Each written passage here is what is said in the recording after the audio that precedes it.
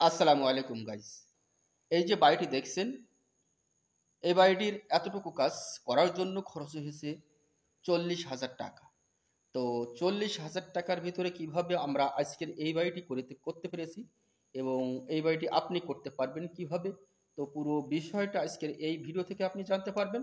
তো এটি হচ্ছে 3 রুমের 3 শেডের একটি বাড়ির ডিজাইন, 3 রুম বাড়ির 3 শেডের একটি বাড়ির ডিজাইন।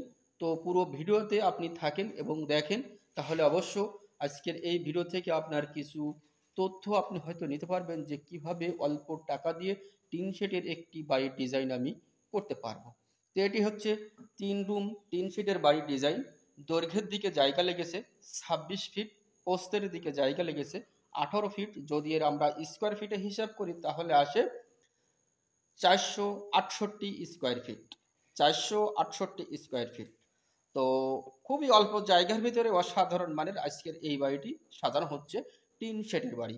তো ইতিমধ্যে আমাদের যে কাজ করা হয়ে গেছে, এতটুকু এই কাজ কমপ্লিট যেটুকু হয়ে গেছে এতটুকু করতে আমাদের খরচ হয়েছে 40,000 টাকা। আর 15,000 টাকার আমাদের এই বিল্ডিংয়ের যে সাজ করতে আমাদের যে লাগবে, কাঠ বাঁশ, এগুলো আমাদের কেনা হয়েছে 15,000 টাকা। টোটাল মিলাই আমাদের খরচ হয়েছে 55,000 টাকা।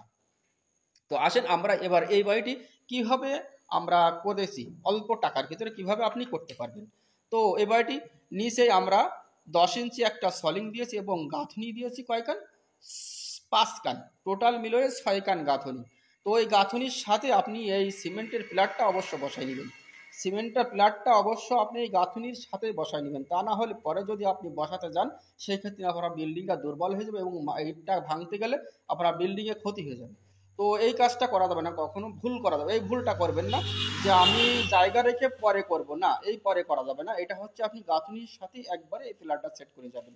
তো এই যে ফ্লোরটা দেখতে পাচ্ছেন, যে আপনি হয়তো ভাবছেন যে ফ্লোরটা ঢালাই হয়েছে, এত এত কম টাকার ভিতরে এত সুন্দর ফ্লোর আমরা কিভাবে করতে পেরেছি।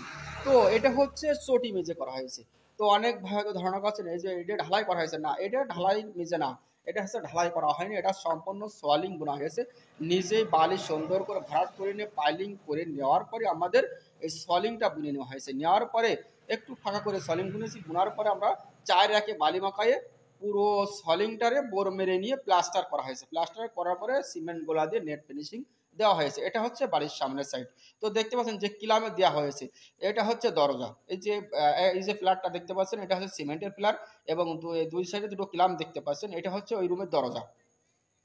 তো এটা হচ্ছে বারান্দা হবে, এটা হচ্ছে বারান্দা। সামনের সাইডে একটা রাখা হয়েছে গজ রুম এবং পিছনে রাখা হয়েছে দুটো বেডরুম। দুটো রুমের সাইজ দেওয়া হয়েছে 10 ফিট বাই 13 ফিট। যদি আপনি চান যে এই বিল্ডিংটি আপনি 5 ইঞ্চি গাঁথনি করে টিন দিয়ে ছাবেন তাও পারবেন, সমস্যা নেই, সেইভাবেই নিচেটা কাজ করা হয়েছে। এইভাবে আপনি করতে পারবেন। এটা হচ্ছে সামনের সাইড, শিপ দেওয়া হয়েছে সুন্দরভাবে এবং এই যে পিলারগুলো সেট করা হয়েছে এইভাবে পিলারগুলো সেট করবেন অবশ্য, তাহলে আপনার বিল্ডিংটি মজবুত হবে। অল্প টাকার ভিতরে খুব সুন্দর মজবুত একটি বাড়ি আপনি করতে পারবেন। তো এই বাড়িটির পুরো ভিডিওটা আমি আরেকবার দেবো, সেটা হচ্ছে বিল্ডিংটি ফুল কমপ্লিট হয়ে যাওয়ার পরে, আপনার ফ্রেম কমপ্লিট হয়ে যাওয়ার পরে একটা ভিডিও অবশ্যই দেবো আপনাদের, যে এই বাড়িটি করতে আমাদের কত টাকা টোটাল মিলে খরচ আসবে। তো অবশ্যই সকলে ভালো থাকবেন, সুস্থ থাকবেন, অল্প টাকার ভিতরে বাড়ি করবেন।